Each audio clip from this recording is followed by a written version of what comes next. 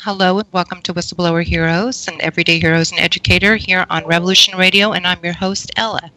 And I'll start out with this as usual. What is a whistleblower? A whistleblower is a person who makes public disclosures of wrongdoing, corruption, and crime. These courageous people often suffer retaliatory actions because of their disclosures. In the end, many of these people are often the catalyst for needed change and are eventually lauded as heroes. And I'm here to celebrate these heroes and give them a platform, because shining a light on wrongdoing wherever it occurs is an important role in keeping peaceful society and a free and just one. So, Sean, again, I just want to say thank you, and I'm going to make and introduce you a little bit here.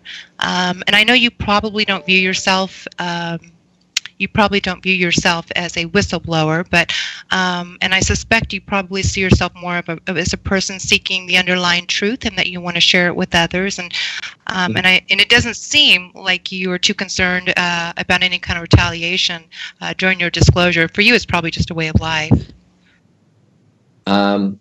Yeah, I mean, that's a good point. I don't know that my disclosures are necessarily, again, I don't see myself as a whistleblower as having some particular inside information as much as someone who's the truth seeker. Right. And in that capacity, as you said, it's a way of life when you seek the truth. So, I don't really concern myself with the potential consequences. Okay, well, I'm going to tell everybody a little bit about you in case they don't know who you are.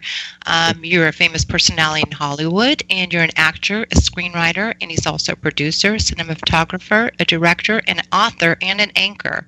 He's a Tony Award winner, and Sean is the son of Oscar winner Oliver Stone, and he was recognized for Wall Street, Greystone, Nixon, and many other acclaimed bodies of work. And presently, he serves on the board of advisors for the company Mindshare Ventures Group, and additionally, he also hosts Watching the Hawks and Buzzsaw. I know you attended Princeton University, and your most recent project, which we'll be discussing, is titled Fury of the Fist and the Golden Fleece.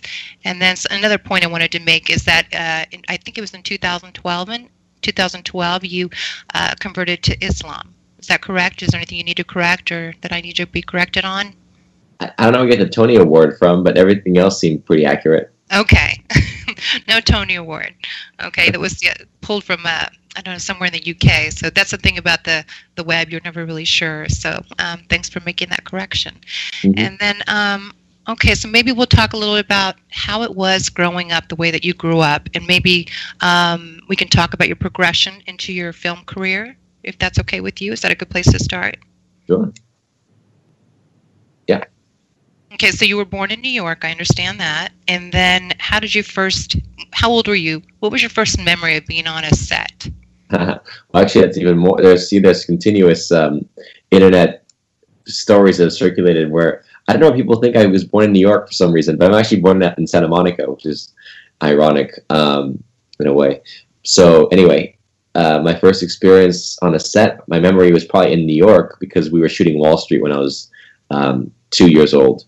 So I do recall being on a sound stage, and that was, vague early memories of, also Born on the 4th of July, maybe even as early as Platoon. That was like 1 year old, but I just remember like a lot of war scenes and being on these sets of war films. So that's more of a visceral memory more than it is, any particular incident. Okay. And then when did you actually become interested in other than just like being on a set, when did you want to actually participate in it? Was that your decision when you first appeared in a film, or was that kind of your dad saying, hey, I want you in this film? Yeah, that's a good question, actually, because in truth, I wasn't, I was 2 years old, so I wasn't even conscious of, like, right. Aware, but I wasn't really conscious of what I was doing or why. And so, being in Wall Street at 2 years old, playing Michael Douglas's Gordon Gekko's character's son, and then being in The Doors in particular after that, and JFK, all of which were more, I think, my dad wanting to sort of, document my progression of age, and I think it was just a cute, sweet thing for him. He had a son that was the right age for those characters, and looking back, I think it's a wonderful gift he gave me to have those those visual memories that we can look at and say, oh, he's young Jim Morrison, or he's Jim Garrison's son in JFK. But again, those were all decisions that were made by him. For me, I remember wanting to write when I was about 7 years old. Like, so I getting the inclination to just sort of write in my free time, and I had an idea for my first short film was, you know, 6, 7 years old, and I loved the Goonies and movies like that. So I wrote this sort of Goonies knockoff. That was like a short film, probably like 10 to 15 pages that I wrote in a typewriter. And yeah, that was my first foray into screenwriting, I guess. Okay, I see. And then as time went on, I'm having a little bit of an audio problem. Do I sound okay on your end, Sean? Yeah, I hear you fine. Okay, great. And then, you know, let's fast forward to when you finally started, you know, I know you went to Princeton. Did you start working after your education was done, or did you do a little bit prior to that? I think I read, you know how it is online. Apparently I'm finding out some things aren't correct. You were doing some work on your own, maybe directing or writing prior to going to the university? Mm-hmm. Mm-hmm. You did? Okay. I was writing in high school, writing scripts. I wrote a lot of scripts by the time I was, well, not a lot. I would say I've written probably like 3 or 4 scripts by the time I was done with high school. College, not as much time writing scripts, but I did go on the set of Alexander, my dad's film. I took a semester off, went and shot for 3 months behind the scenes, and did the Alexander behind the scenes documentaries for the DVD back when they used to sell DVDs, remember, one time. Yes, I remember, way back when. And they had special features. There was one time they actually, you know, for about 10 years, they would pay good money for special feature material, like documentaries and, you know, extra footage and featurettes, things like that. So Warner Brothers paid for me to shoot the behind the scenes, and I did one feature-length documentary called Fight Against Time, Oliver Stone's Alexander, and that was a very personal presentation. People can see it on various of the DVDs, or maybe you can find it online nowadays. I don't know, but it's a behind the scenes look into my dad's making of the film, our relationship, father and son, how some of it echoed, you know, the story within Alexander itself, basically. So we went behind that movie into our relationship, and also my dad's longtime dream of making that film, plus a lot of great insights into what a director does, how he has to deal with so many factors, and everything from the weather to personalities to time, basically, just to make the day. I see. And so you did that with several of his films, like directing these documentaries around your father's films behind the scenes? Well, I did behind the scenes exactly. Well, it was W was the next one that I did, right. That. Mm-hmm. And I also did a documentary for Nixon, which was a re-release of the film on the DVD version. We put out an interesting sort of 30-minute piece with people like Howard Zinn and others commenting on Nixon's abuse of power. And I think it was Nixon, Beyond Nixon, am I correct? Yeah, Beyond Nixon, yeah. Beyond Nixon, okay. And so what did you do after that? After you got a little taste of doing these documentaries and a little bit of filmmaking, when did you write your book? I kind of wanted to go into that book that I have, The New World Order. That's probably a little more recent. Sure. The New World Order book. So that was actually written in college. I wrote it as my senior thesis when I had to do a senior thesis for my history major. And so I basically spent most of my senior year researching and focusing on this character, William Mandel Elliott, who was the mentor at Harvard of Kissinger in particular, but also he taught Sam Huntington and Brzezinski and Pierre Trudeau and many people that ultimately came into positions of prominence in politics.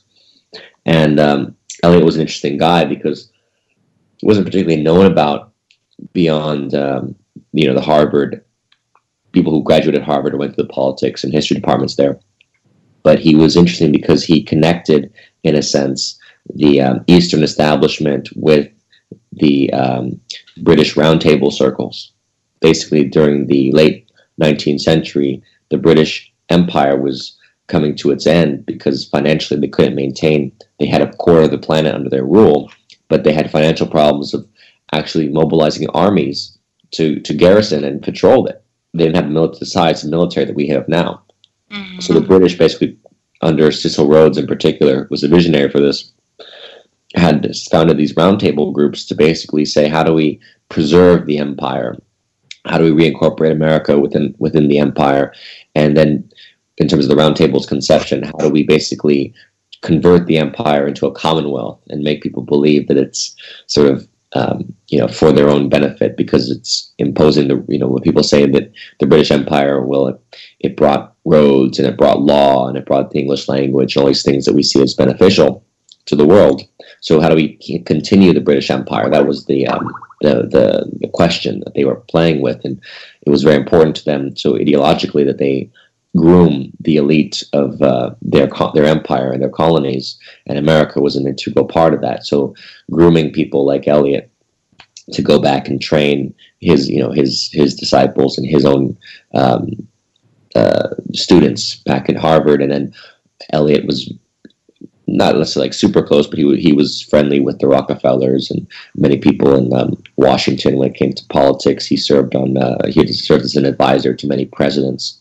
So he kind of connected that intelligentsia, the Eastern establishment of the Harvard intellectual crowd, with some of the financial community, with the political community, and that's an important nexus. Plus, Eliot himself was a CIA officer. So you have this, this point of reference to this character in terms of the intellectual world of universities and training. And I think that's what's missed a lot of times when people talk about the deep state. They talk about finance and politics and intelligence, right? CIA, but they don't forget, or they don't remember necessarily that it's the education system itself that begins the process of indoctrinating people in their belief systems, so that by the time that they get out of college, especially if you're going to an elite Ivy League school, you're being oftentimes recruited into the establishment, and you're basically serving that agenda that oftentimes is hundreds of years old. It makes perfect sense. I have this discussion with people. You're kind of validating our discussions we have. Mm-hmm. Okay, so then you wrote your book, and that was... You wrote that book. I know that's based on what you wrote in college, but is that a recent release? Because I know I bought it, but I didn't know when it actually came out. Right. So in terms of the actual publication, that came about. Well, I wrote the book for my college degree, which was in 2006, and then I basically connected to Trine Day, and they published it 10 years later in 2016.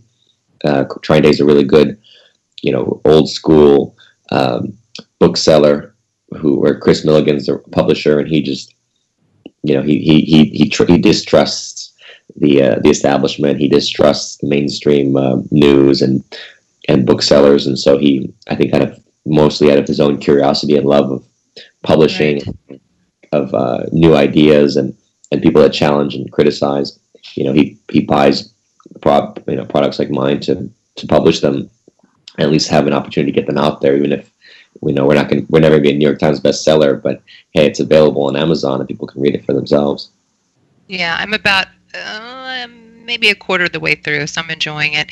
Did you grow up hearing these terms like New World Order, and were you hearing conversations about politics growing up, or were you kind of sheltered and given a more normal life considering all things? Well, it was a mixture of both.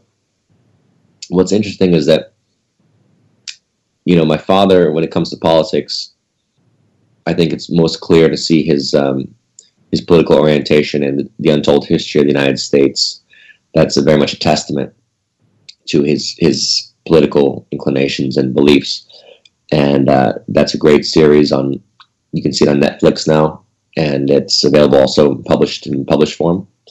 But that's like a 10 to 12 part series that you can watch and sort of see the modern history of the U.S., 20th century history. That would basically indicate the types of conversations that I would have either had with my father or heard since I was in my teenage years. And certainly not like alternative to the point of aliens and Freemasonry and serious serious conspiratorial politics. Right. But from the alternative mainstream Howard Zinn type of school of thought, it sort of fits into that camp. So I would say that on one level, I had to sort of go out there and seek out for myself those topics, the New World Order, the Masonry, the alien stuff, the things that I talk about on my show Buzzsaw, that really I never was I was never initiated to or found myself discussing with my dad, but more alternative mainstream history like Smedley Butler and Henry Wallace and characters like this who are documented, and there's more evidence for. My dad would certainly discuss and talk about.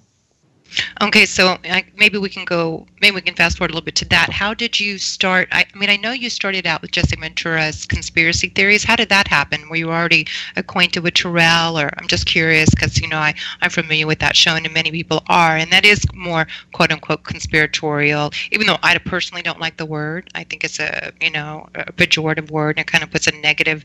It's almost like giving you the preconception that whatever you're about to see is just hocus pocus and hearsay and reading crazy talk. So that's kind of why I'm not real crazy about that word. But so you're saying, how did I end up on conspiracy theory with Jesse? Yeah, how did that come about? What made you kind of go in that direction of, because, your other show is kind of like that too. It's more like X-Files, but real, it's real that I know, of course. So I was just curious when you started to go down and venture down that lane. Mm-hmm. Yeah, it's an interesting question because, again, I came from a degree in history at right. where I'm reading a lot of books and I'm delving into documentation and what can be proven.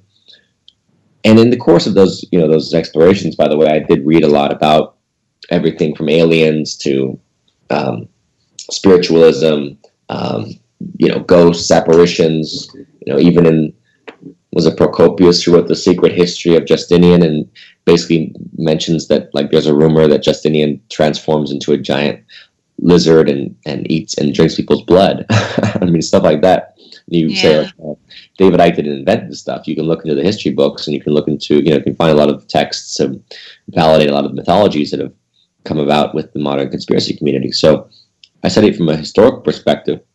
And then after college, I hooked up with Alex Wraith, who became my co-writer on this film I did called Greystone Park, where we were delving into haunted, abandoned mental hospitals and very spooky, haunted places, basically.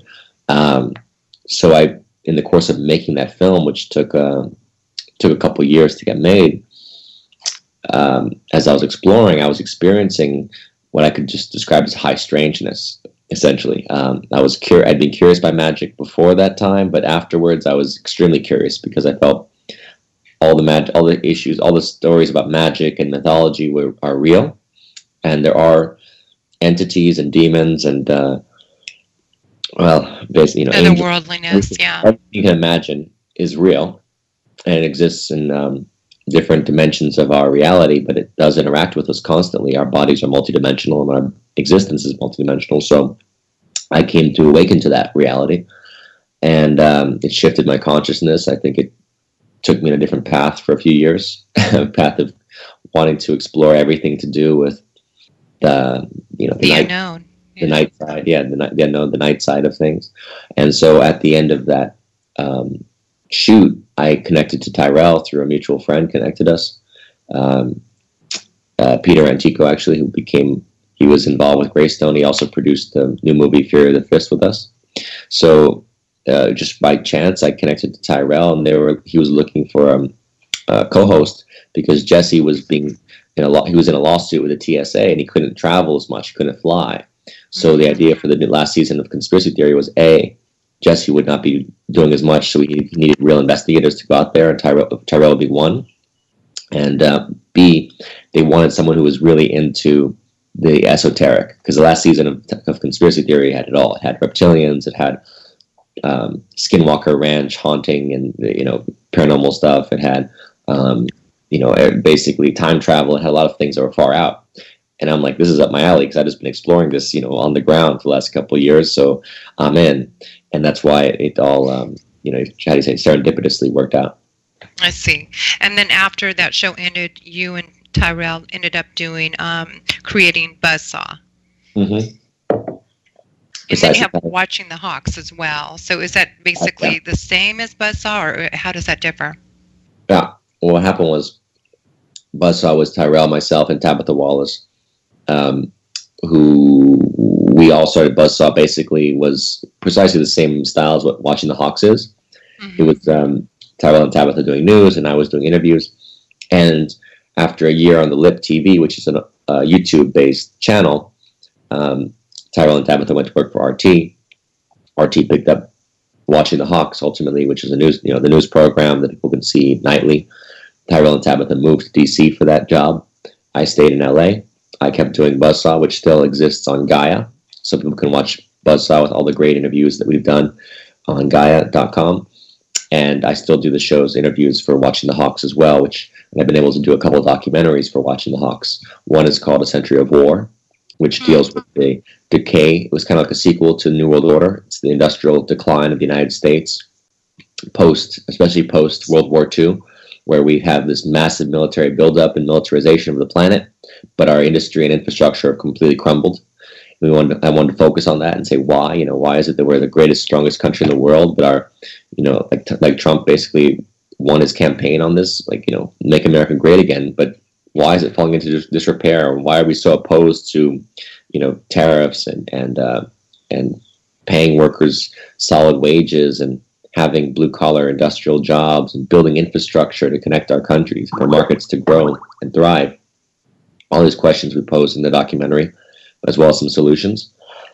And I also did a documentary called Hollywood DC, which connects the film business.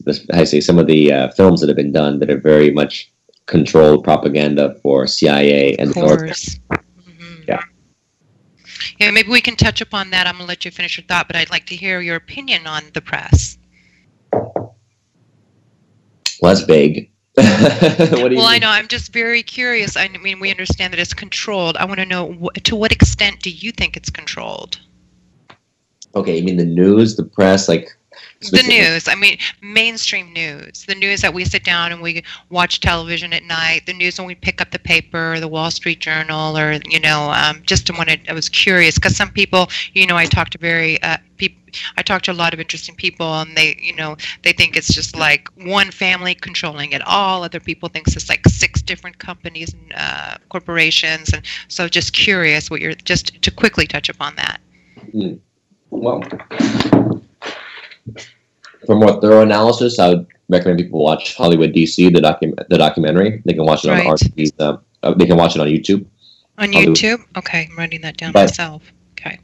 But just as far as, yes, we know that there are 6 corporations that do own 90% of the media that you watch on a daily basis.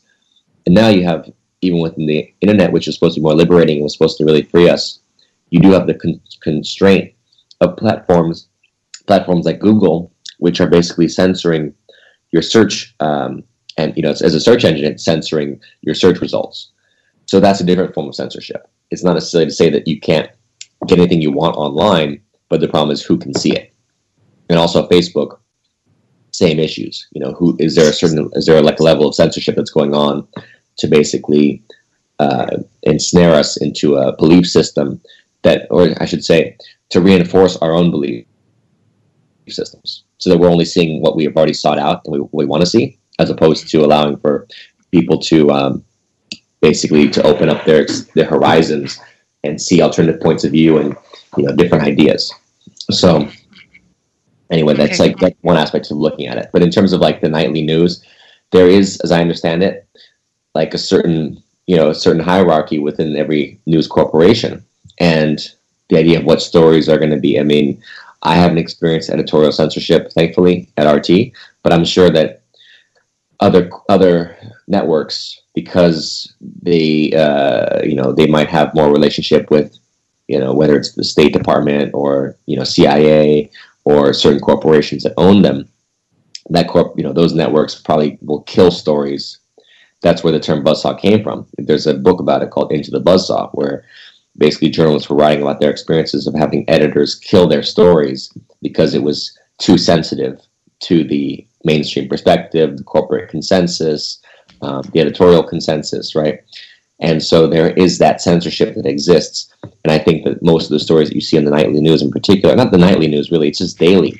If I ever turn the TV on to see news, which I never do because I can't stand it, but if I'm in a newsroom, for example, and I look at the TVs, I see the same stories repeating all day. And most of it is just noise. It's not actually like valid, interesting, relevant to anyone's life. It's more like Trump wore polka dot stripes today, you know, and we talk about it for like 6 hours, you know, like, why did he wear those polka dot stripes? Well, I think it's because he's going to the left. Well, I think he's going to the right. And like, they have to debate about it and talk about it for 6 hours. You're sitting there going, scratching your head like, wow, these guys have basically got the note.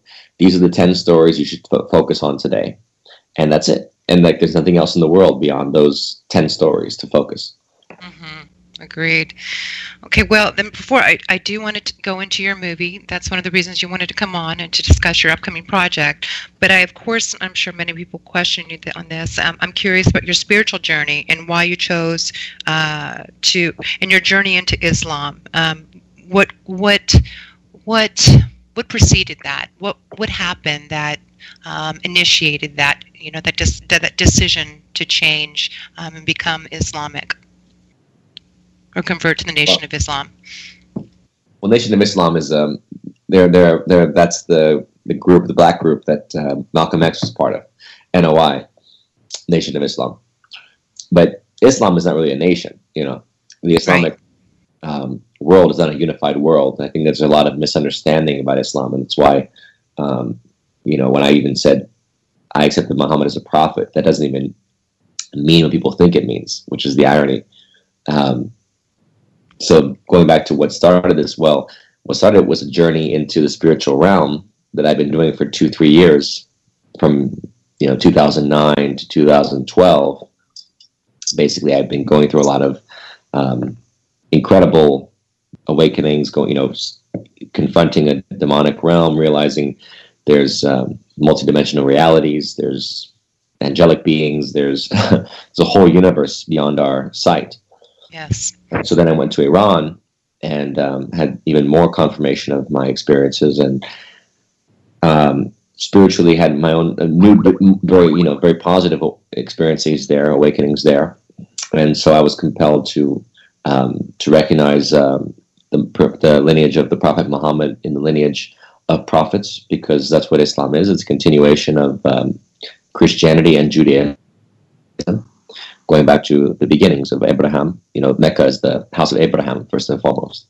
So there's a lot of things people don't know because they don't study, and I felt it was part of my role, my responsibility, is to help inform and offer a certain guidance and light to many people who are misinformed and misunderstand whether they're in religion, or in Islam, or outside of Islam. Also inside of Islam too, there are plenty of people who, whether you look at ISIS or Saudi Arabia, or many people who are just ignorant of their own religion.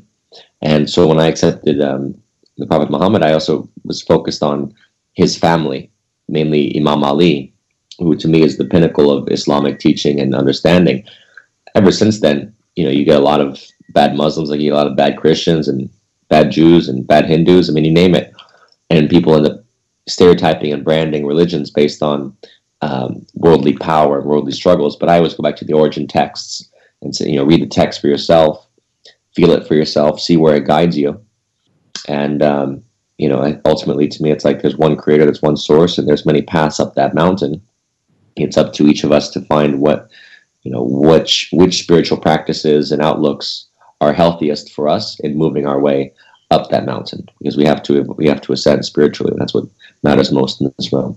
Mm-hmm. Agreed. And I know prior to that, I'd seen an interview that you studied the work of Jesus and Buddhism, and you were just kind of starting your spiritual journey, or maybe you had for a long time, but you were just sharing some of your spiritual beliefs. And then I saw one, after you've converted. So, and I can imagine, coming back to America and how people not being educated, not even me, I don't know that much about Islam or the religion, and people have these stereotypes. So you can be a role model of breaking the stereotype of what people may think a person is supposed to look like. And they're not supposed to be white, that's for sure. Yeah. And so, I mean, that's just, you can be an example and you can share their message of your religion.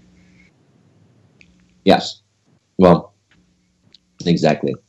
I find that, again, I just followed my guidance throughout my life.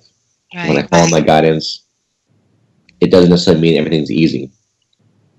It's never, you have to think that Bobby Kennedy was right when he said that, basically the far, if you're right, if you really are righteous and going along the right path, you're going to have even more obstacles because everything's going to want to go in your way to test you, to break you, to see like how, where do you really stand in terms of your principles. So I don't say that my path has been easy. If anything, it's many of my decisions, whether it's, embracing Islam or joining RT, the Russians. Basically, I'm doing everything wrong as far as the American mainstream perspective is concerned. And yet I trust that there's there's a higher reality beyond our realm. And if we don't answer to that, if we don't answer to our soul and to our creator, then we've copped out. We've gone the easy way. So you stay true to yourself. And I know it does seem to me, I mean, you might have picked this up from your family, that it's not the opinion of others that matters. You can't even be true to yourself if you're constantly gauging, is this appropriate? Am I going to be approved of? So I think that's liberating once you stop caring what everyone thinks about you. But then there's that other side too. Like if you do something, like say you create a project, and this is just something I've thought about before, and people don't accept it and they don't like it. So it's this weird conflict that goes on where you don't really care what people think, but you do care what people think about your work. Do you find that to be true? Oh, 100%. I mean, I had it with, with my first film, with Greystone, which was a very personal experience that I was relaying, artistically through my expression of it as an artist, saying, look, this is what I experienced, and this is kind of my very much my personal journey I'm portraying, and many people dismissed it and laughed at it as though it was some kind of sort of a knockoff of found footage movies or as imitation, and I was kind of shocked that people didn't believe me that I had gone through this, or that it was personal to my experience.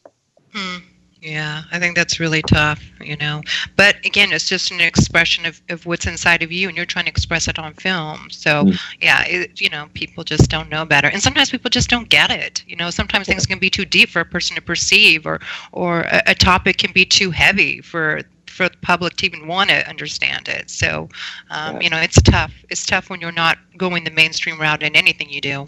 Of course. Yeah. And again, I mean, who knows? We always have to just put our best effort forth, and none of us know exactly how things are going to be received or what's going to click and what's going to stick with people. It's art is one of the hardest things out there, but you can't make art without heart. That's what I always say. I love art for that reason, that it requires so much heart. It requires so much emotional devotion and love to actually create art in the first place, and to want to spread a message. And, we really have to believe that we're doing something that's become more and more important coming into our maturity as humans, is that art is a form of communication and expression will be valued more and more, because in the old traditions, the shaman was a healer. The medicine man was basically the artist. He was the visionary, and he was able to help, heal society. Right now, we're a very sick society, and it's not just America, it's global. You have a very sick, materialistic culture that doesn't really have empathy for people, that basically drives us down and gives us sort of drugs enough, happiness enough in like doses to keep us going, right? Quick fixes. But on a very deep level, I think that art is going to be the only thing that's going to help heal our soul and moving us forward, because there's a lot of changes that's coming. I mean, the earth changes are going to be rapid and tremendous, and it's only beginning. Yeah, because to me, art stems from chaos. It's chaos that actually creates the artist and creates the art. And so when we have such a dark world, I'm imagining now that a lot of art's going to manifest.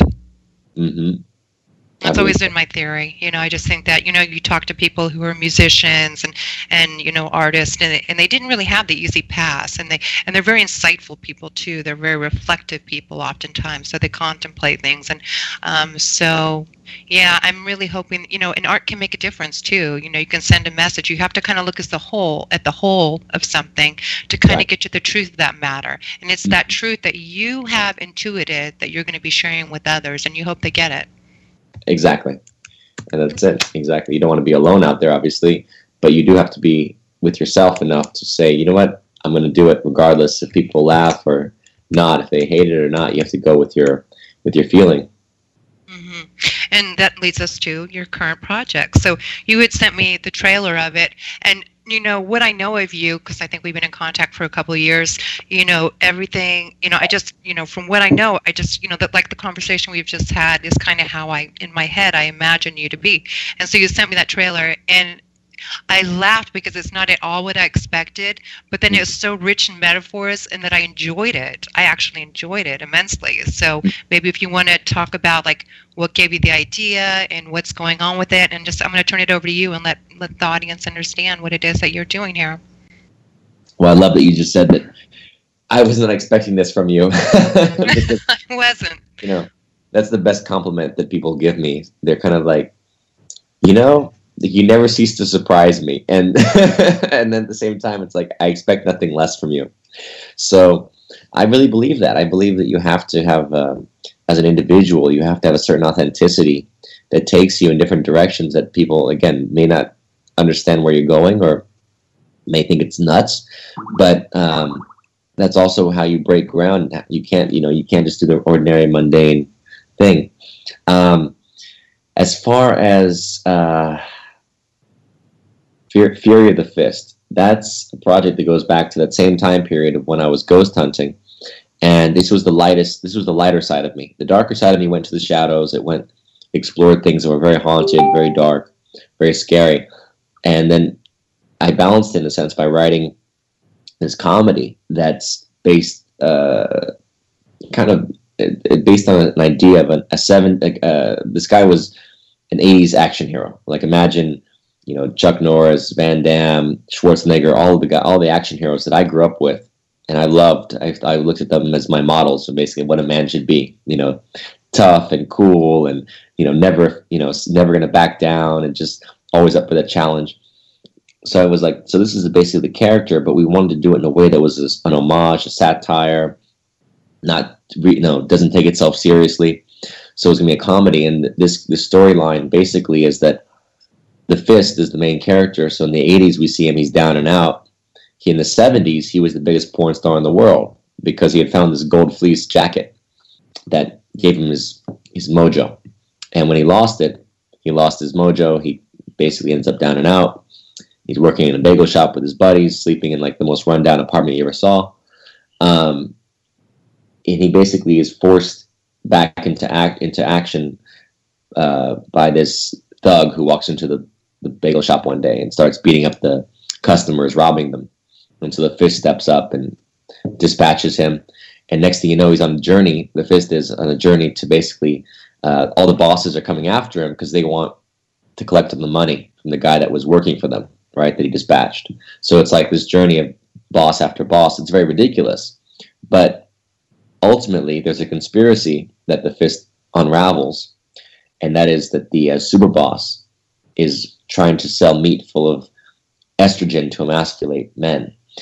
And it plays, so we kind of play a lot on the spoof of not just, GMOs, but also the emasculation of men and how Fist has to basically step up to represent all male kind.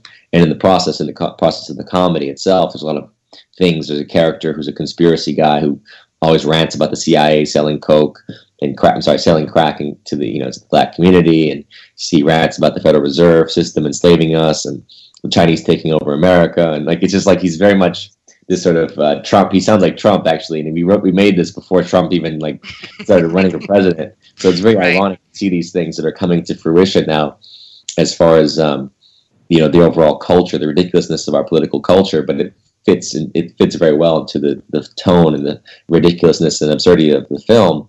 And yet at the end of the day, I do think there is a real message of, again, it's like the homage to the male, masculine, strong man action stud that you want to root for, and you don't want to see the emasculation of all men that some people might be promoting. That sounds like a good film. I'm looking forward to it. So when do you plan on that being released? Where are you at in this step, in this process of getting this film together? That will be released on May 25th. It'll be 10 cities. I'm not sure exactly which theaters yet, but people can watch it on video on demand on May 25th as well. So it'll be a day and date theatrical and VOD. Nice. Okay. And then what about, I know it seems to me from what I've listened to a lot of your interviews, and you seem like the type of person who likes to stay busy and have things in the works. And so what do you have planned in the future? Well, I have a few things that I'm working on, but I don't have like specific release dates, so I don't want to say anything until we're actually like in production or have releases ready. But yeah, maybe the idea, where your mind is and what you're thinking about, and what topics possibly in a general way. Sure. Well, one thing I'm aiming to release later in the year would be the documentary of the real footage of my haunted, ghost experiences and possessions and demon phone calls and all that crazy stuff that I went through. I'm hoping to release the documentary of that, like the real footage, later in the year. And then as far as my next projects to make, frankly, I don't want to say too much, but I would love to do romantic comedy, and I would love to do a coming of age story against the 9/11 era. So there's some projects again that are sort of still being in the package development phase. But my mind is, again, it works against the grain. So it flitters through so many different genres that you're never going to catch and say, this guy's, he can be branded as that. I'm outside the box and doing more Buzzsaw. There'll be another season of Buzzsaw coming out in the summertime. So people who are Buzzsaw fans can look forward to that on Gaia. And yeah, well, we'll see where my life takes me from here. Yeah, I know you don't want to be pegged down to one stereotype. I get that, and it seems like you have a lot. You're a very multifaceted person. I didn't know you had so much humor. That's something I didn't understand until I saw the trailer. So, and it's important. You need to balance it out. Being a deep thinker and aspiring to great things. I mean, I don't think intentionally you do that, but you do it anyways. But so it's nice to have that balance, I think. Yeah. I'm all for humor. To be honest, I think that humor is one of the most important spiritual things. Laughter. That when you're laughing and when you're smiling, you're raising your spirits. Now,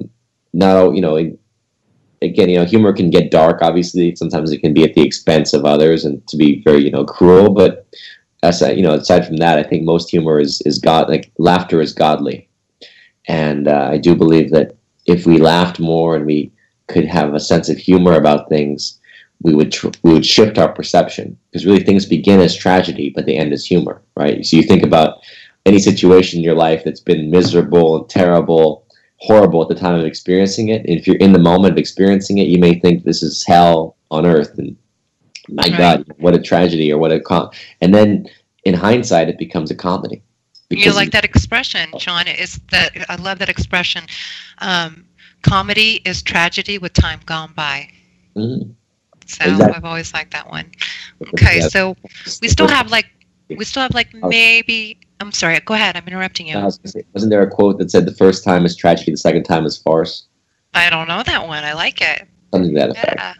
Okay, I'm sure there's some other good ones out there, and all those quotes and those philosophies, they stand the test of time for a reason, and just one little sentence can really make you think, and it's true. If you're ever trying to, I know people that are so serious, and I try to say, you just have to laugh. It's just life's not meant to be this serious. It weighs your soul down. I really believe it weighs the soul down to not embrace your funny side, your sense of humor, and your sense of play. Because really, when Christ was always talking to the child, right, he was always saying, embrace your inner child, essentially. And he meant that, it's the spirit, the heart of a child, the joy, the purity. that's what, speaking of the elites and some of the darker things that have gone on in our world, as we know, of the satanic abuse and child sacrifice and trafficking and sexuality of, sex against kids, it's because they're feeding, I think, on an energetic level, their darkness, the darkness of some of these people. They have basically lowered their energy so much, and they become like black holes, and they have so many demonic entities attached to them that in order to like feed that, that black hole, what they are, they have to find purity. And then what's the most pure thing is the child. Like Crowley wrote in his books about that, how, pure, most of the best thing for sacrifice was like a young boy, for example, under the age of 7 or 8, I think he said, because he was so pure. And it's like a very direct energy source for these vampires, essentially. So there is this point about being in touch with our own inner child. The more you get in touch with your own inner child, the greater your life experience, I think, becomes, because you're in awe all the time. You're in a sense of, wow, what a beautiful world we live in. Wow, just appreciating and admiring and taking in, right? And you're like, it's not only that you're captivated constantly, but you're also you're inspiring others. Your enthusiasm inspires others, and we needed more of that.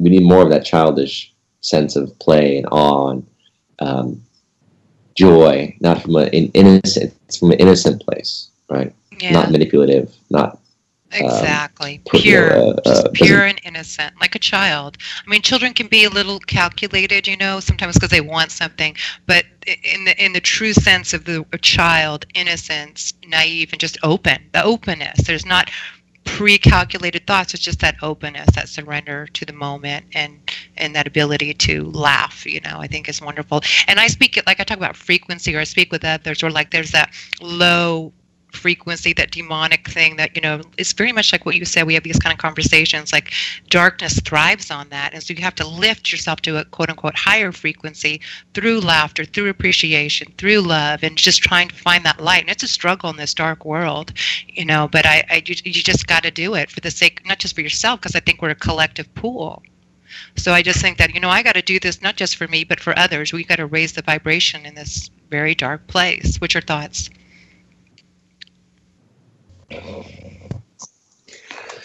Did we drop out? Yes, something happened. I don't know what it was. I think it was on your end. Sorry about that. We're having a few technical difficulties here. So we only have a couple more minutes. And so, just a couple more minutes. So what were we talking about? Oh, yeah. Do you want to respond to what I said, if you even heard what I said? I didn't hear anything. I got cut off when I was talking about the little kids and the purity of it. Okay, we were just talking about innocence and purity, not being calculated, and okay. So, one thing I was going to say about you that I've noticed just listening to you, and in studying and preparing for this interview, despite growing up in Hollywood, and I know some people in Hollywood, I grew up there as well, part of my life. You definitely don't seem jaded. You don't have that. You just ended up, to me, when I see you speak, it's like you still have that innocence, which you were already touching upon. So that's refreshing to know that you can be in that life, growing up in the middle of it, in that part of the world. And there we got to go. So any last wise words there, Sean, before we go? I appreciate it. Thank you so much. Okay, thank you, Sean. Working with it.